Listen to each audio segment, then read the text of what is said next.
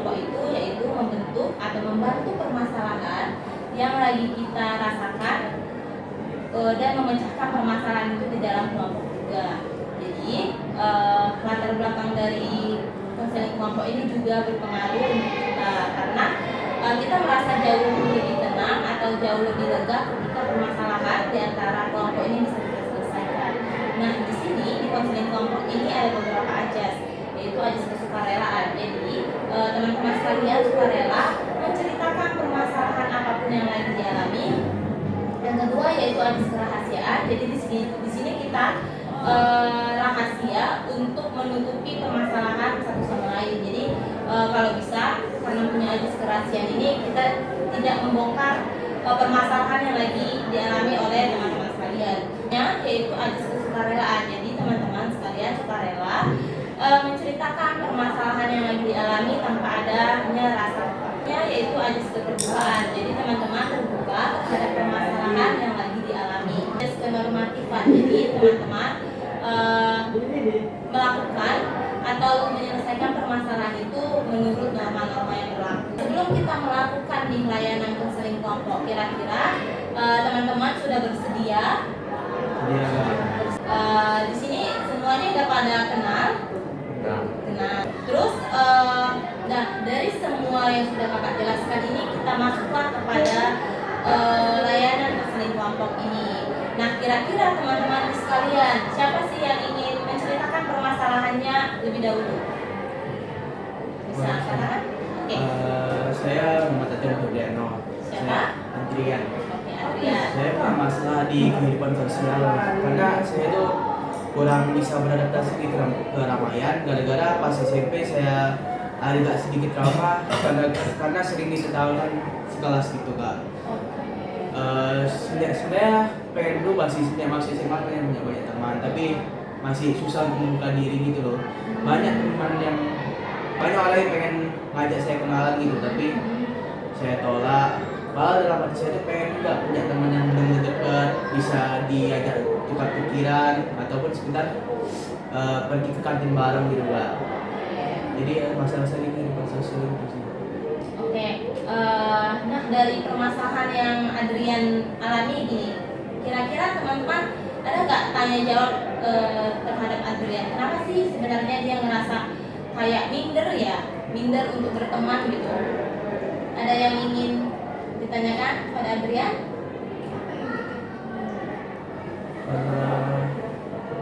Trauma itu sih, jadi agak kurang percaya diri buat ajak kenalan orang duluan gitu. Kalau mau berkenalan terus diajak duluan ngomong gitu, tapi susah gitu. Ada yang lain, ada yang ingin bertanya kepada Adrian? Kalau kamu ada yang ngajak, gimana? Masih kurang percaya diri sendiri, milih sendiri gitu daripada ngobrol sama kawan. Ada yang lagi yang ingin ditanyakan kepada Adrian? Adrian, semisal kamu punya teman dekat, apa yang kamu lakukan terhadap teman dekat? Yang pasti dari yang saya jelaskan tadi, diajak bertukar pikiran ataupun diajak ke kemana-mana. Ada lagi yang ingin bertanya kepada Adrian? Sudah? Sudah, oke. Dari semua alternatif atau pertanyaan yang sudah teman-teman kasih, kira-kira menurut teman-teman alternatif apa sih atau ide apa yang bisa kita kasih ke si Adrian biar dia ngerasa bahwasanya dia nggak minder lagi nih untuk berteman atau bersosial kepada teman-temannya? Ada yang ingin ngasih alternatif kepada Adrian? Oke, dimulai dari kakak. Saran Aisyah ya, ubah mindsetnya aja, jangan mikirin mindernya. Dari kalau kita mikirin minder terus, sama aja kita tuh kayak nggak punya teman lagi. Oke. Ubah mindset. Ubah mindset. Ada lagi teman-teman? Oke, Brian. Bagi diri dengan sama sebenarnya. Ada lagi kira-kira teman-teman? Oke, mungkin dari ide atau alternatif teman-teman sekalian, Adrian, komitmen apa yang bisa Adrian kasih untuk diri Adrian sendiri? Setelah mendengarkan saran dari orang ini, saya jadi sedikit lebih agak lebih percaya diri, jadi lebih tenang supaya bisa mencoba dari hal-hal kecil dulu, mulai dari sapa-sapa sederhana ataupun mengajak ngobrol tipis-tipis kawan agar bisa insya Allah dapat kawan yang lumayan banyak dan bisa diajak ke pimpinan. Mungkin komitmen Adrian bisa kita kembangkan atau bisa Adrian lakukan untuk di hari berikutnya ya. Dan bisa jauh lebih berubah. Nah, teman-teman di sini kira-kira siapa lagi yang ingin mengungkapkan permasalahannya? Reja, oke. Saya Reja, masalah saya tentang belajar pas belajar. Dulu saya masuk rajin belajar dan nilai saya bagus. Bulan-bulan terakhir saya merasa diri saya berubah dan tidak fokus, terutama matematika dan fisika. Setiap kali buka buku, aku langsung bosan dan merasa malas untuk melihatnya. Ditambah lagi kebiasaan buruk main HP, apalagi seperti itu.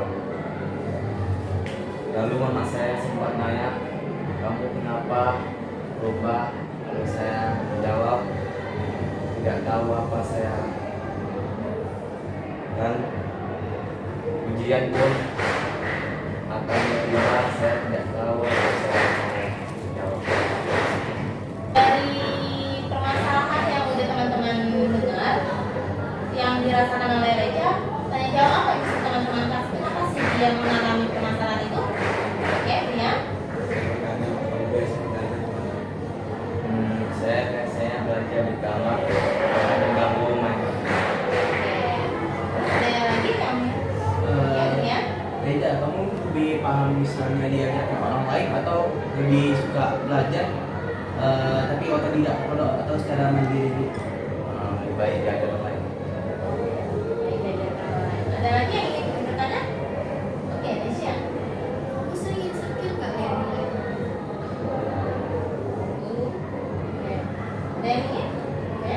Reja, kamu pernah nggak menonton video materi pembelajaran itu di media sosial kayak YouTube atau TikTok? Ya. Saatnya jam ketiga dimulai. It's time to begin your third lesson. Mudah dipahami. Oke.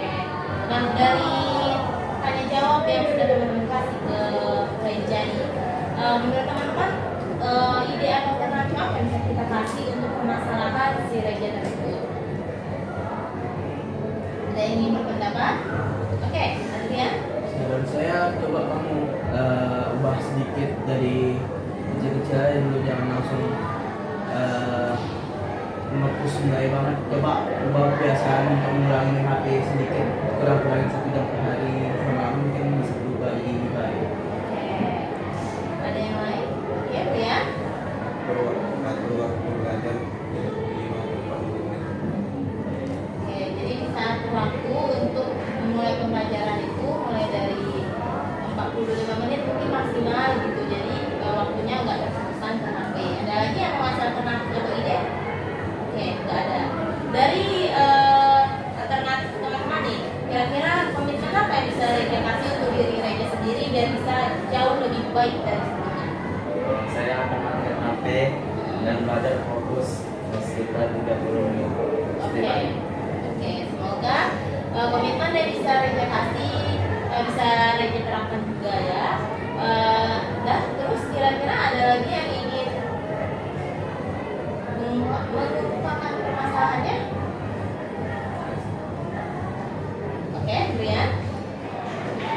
Apa yang bisa dan masalah saya masalah karir. Saya suka dengan komputer sejak dari dulu. Soal matematik komputer,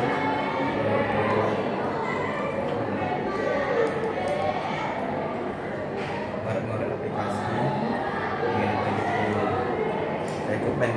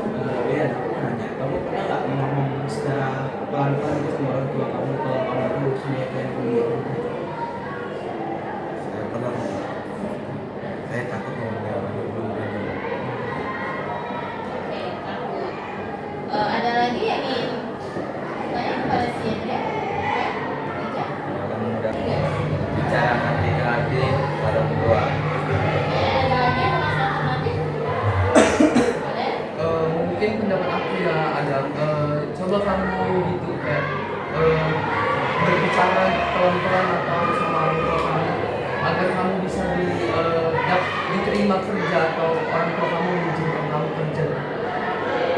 Nah, dari semua alternatif atau ide yang teman-teman berikan, dengan apa yang bisa Brian kasih ke diri Brian sendiri? Aku berkomitmen bicara juga ke orang tua dan menginginkan mereka dapat beasiswa. Semoga apa yang Brian komitmenkan bisa terlaksanakan dan mudah-mudahan bisa kuliah juga. Oke, selanjutnya permasalahan siapa yang mau kita bahas? Oke, Desya.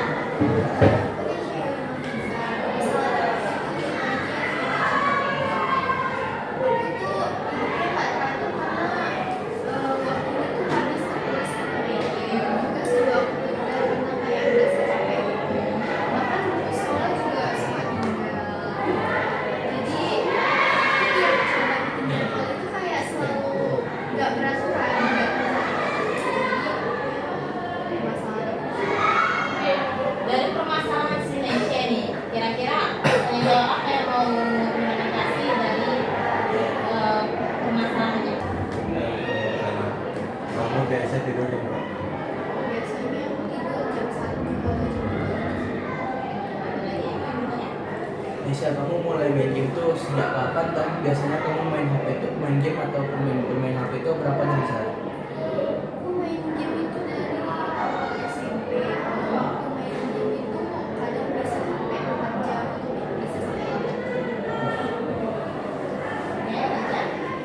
Saya tanya apa kamu sudah pernah mencoba buat keluarga? Udah pernah, tapi nggak pernah konsisten. Ada lagi? Misalkan kamu kan biasanya kan sering punya tugas, nah tugas kamu itu biasanya kamu kerjakan pas kapan, waktu kapan? Biasanya mepet pas udah. Nah, dari tanya jawab yang sudah teman-teman berikan kepada Desya, kira-kira ide apa yang bisa teman-teman berikan terhadap masalah Desya? Iya. Mungkin kamu bisa coba atur waktu sedikit demi sedikit, walaupun nggak terlalu konsisten, yang penting ada perubahan yang bagus. Ya, Desya. Ya, kamu bisa membuat jadwal yang realistis. Oke. Ada lagi? Oke. Menurut pendapat saya ya Naisa, kamu harus bisa mengatur waktu antara waktu belajar dengan waktu bermain. Jadi kayak kamu bisa fokus gitu dengan masalah kamu. Dari semua yang sudah teman-teman berikan terhadap Desya alternatifnya ini, kira-kira komitmen apa yang bisa Desya kasih untuk diri Desya sendiri? Biasanya aku malah tidur jam 11 atau jam 11. Terus mengatur waktu dalam main gadget sama belajar dan konsisten.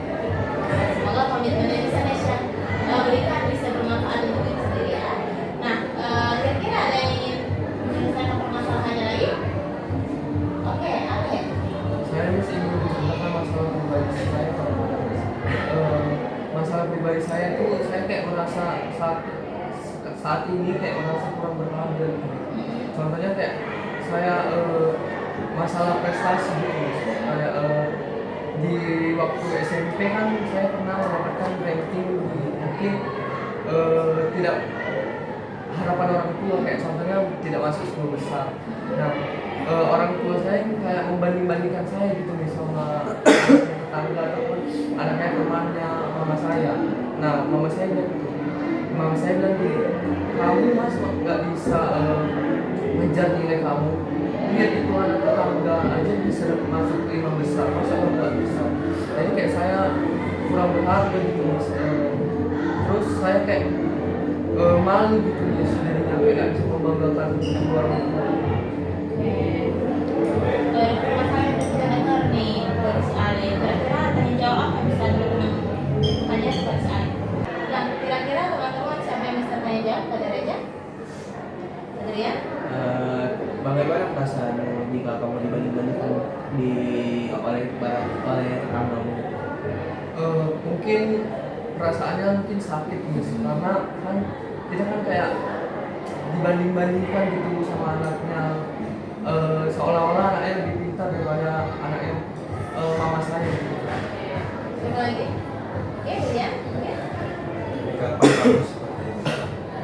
Saya mengalami rasa masalah pribadi ini mungkin sejak semester lalu, karena pas di awal-awal pembagian rapor saya mendapatkan rankingnya kurang bagus. Baca. Apakah kamu pernah mendapatkan komentar yang bagus? Pastinya pernah, tapi saya kayak memikirnya itu kayak terlalu dalam, karena kan komentar itu kan komentar negatif kan itu kan komentar kayak musuh hati. Baca. Yang saya suka itu hobinya itu mungkin saya suka dengan menggambar. Ya, Nah, dari semua jawaban Reja yang sudah didengar terhadap pertanyaan-pertanyaan Ale terhadap pertanyaan-pertanyaan teman-teman, kira-kira ide apa yang bisa kita kasih untuk Reja nih? Yang bisa kita kasih untuk Ale? Rian?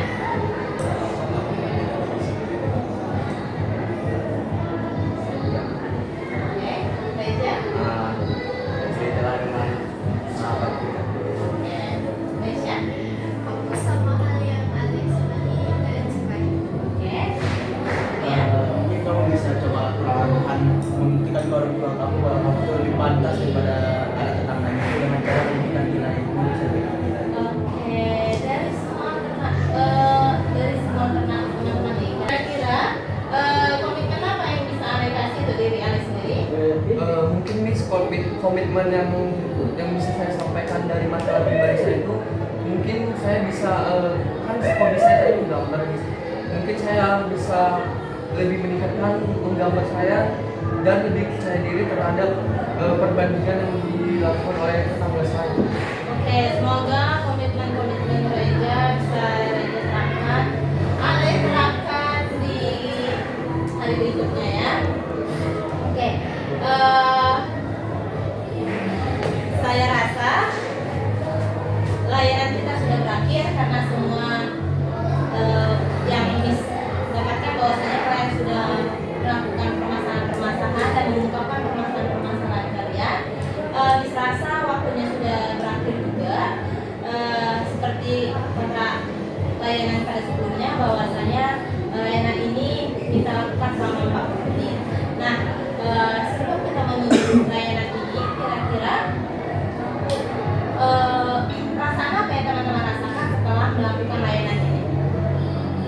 Sedikit saya jadi lebih tenang dan agak sedikit terbuka gara-gara bisa melupakan isi hati saya sendiri. Oke, ada lagi?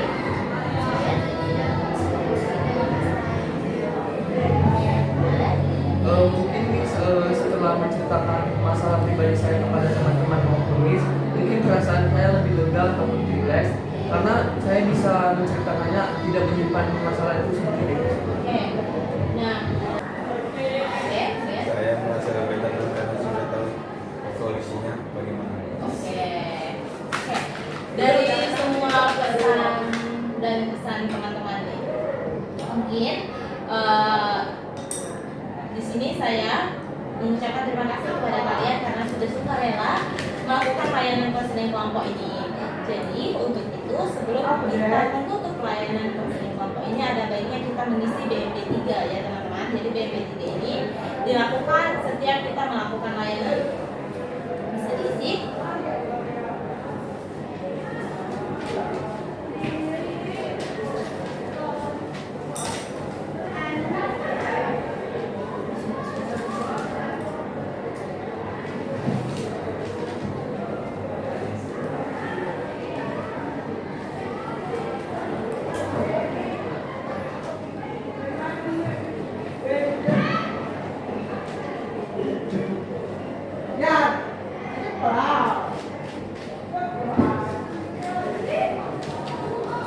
Oke, sudah. Bisa dikembalikan ke kakak.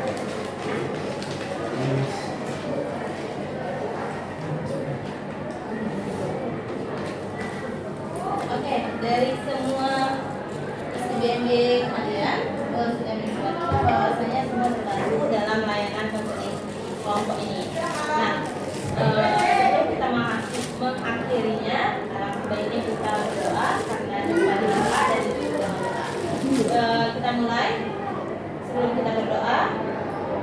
menurut agama dan kepercayaan masing-masing. Berdoa dimulai.